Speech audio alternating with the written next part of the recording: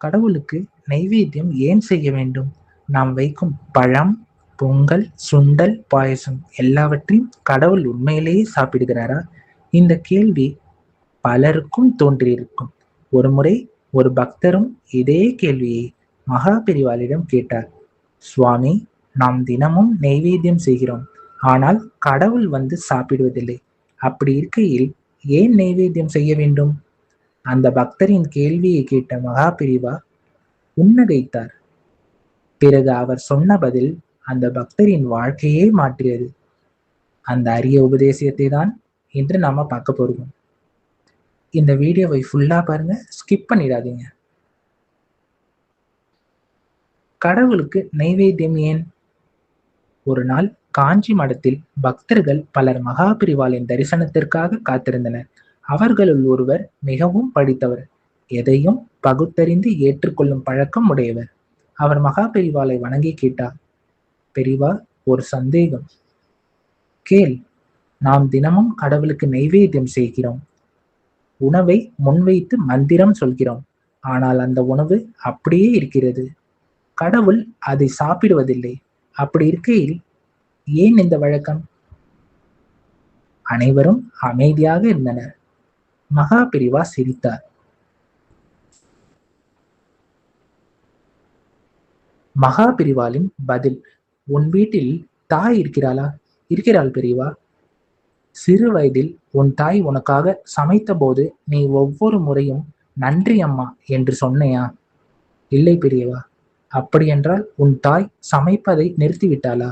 இல்லை. ஏன்? அன்பு. அப்படிதான். நைவேத்தியம் என்பது கடவுளுக்கு உணவு கொடுப்பதற்காக அல்ல, நன்றியை செலுத்துவதற்காக. உண்மையில் உணவை யார் கொடுக்கிறார்கள்? மகா பெரிவா தொடர்ந்தார். நீ சாப்பிடும் ஒரு அரிசி மணியை பற்றி சிந்தித்து பார். அதை விவசாயி விதைத்தார், மழை பெய்தது, சூரியன் ஒளி தந்தான், பூமி அதை வளர்த்தது, பலரின் உழைப்பு சேர்ந்தது. இவை அனைத்தும் இயக்கும் சக்தி யார்? பக்தர் அமைதியாக இருந்தார். அந்த இறைவனுக்கு நன்றி சொல்லாமல் நேராக சாப்பிடுவது சரியா? நைவேத்தியத்தின் உண்மையான அர்த்தம்: இறைவனுக்கு பசி இல்லை. இந்த உலகிலேயே படைத்தவருக்கு நாம் கொடுக்கும் ஒரு வாழைப்பழம் தேவையா? தேவையில்லை. ஆனால் நமக்கு பணிவு தேவை, நமக்கு நன்றி உணர்வு தேவை, நமக்கு அகங்காரம் குறைய வேண்டும். அதற்கு தான் நைவேத்தியம். ஒரு அழகான உதாரணம் மகா பெரிவா கூறினார். ஒரு குழந்தை தன் தந்தையின் பணத்தில் ஒரு பேனா வாங்குகிறது. பிறகு அதையே தந்தையின் பிறந்த நாளில் பரிசாக தருகிறது. அந்த பரிசு தந்தையின் பணத்தில் வாங்கப்பட்டது என்பது தந்தைக்கு தெரியாதா? தெரியும்.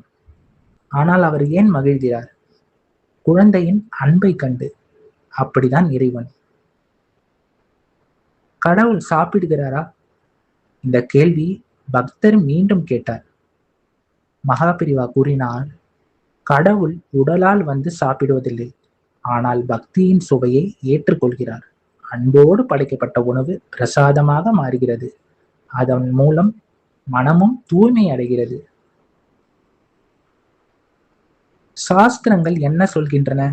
நமது முன்னோர்கள் கூறியது: நாம் சாப்பிடும் உணவு முதலில் இறைவனுக்கு சமர்ப்பிக்கப்பட வேண்டும். ஏனெனில் இது என்னுடையது என்ற எண்ணம் அகங்காரம். இது இறைவனின் அருளால் கிடைத்தது என்ற எண்ணம் பக்தி. நெய்வேத்தியம் அந்த மாற்றத்தில் உருவாக்குகிறது. பக்தரின் மனமாற்றம். மகா பெரிவாளின் பதிலை கேட்ட பக்தரின் கண்கள் கலங்கின. பெரிவா, இத்தனை நாட்கள் நான் தவறாக புரிந்து கொண்டேன். நைவேத்தியம் என்பது கடவுளுக்கான உணவு அல்ல, என் நன்றி உணர்வின் வெளிப்பாடு என்பதை இப்போது புரிந்து கொண்டேன். மகா பெரிவா மெதுவாக சிரித்தார். அதுதான், கடவுளுக்கு நீ கொடுப்பது உணவு அல்ல, உன் அன்பு, உன் நன்றி, உன் பணிவு. அன்பர்களே, இனி நீங்கள் கடவுளுக்கு நைவேத்தியம் செய்யும் போது கடவுள் இதை சாப்பிடுவாரா என்று நினைக்காதீர்கள். இந்த உணவை அளித்த இறைவனுக்கு நான் நன்றி செலுத்துகிறேன் என்று நினையுங்கள்.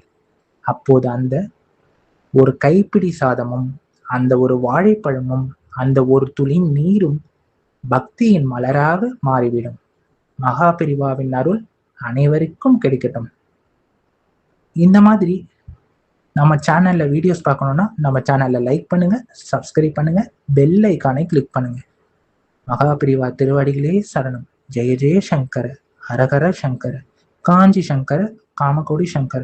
ராம் ராம் பெரிவா சரணம். ராம் ராம் பெரிவா சரணம். ராம் ராம் பெரிவா சரணம்.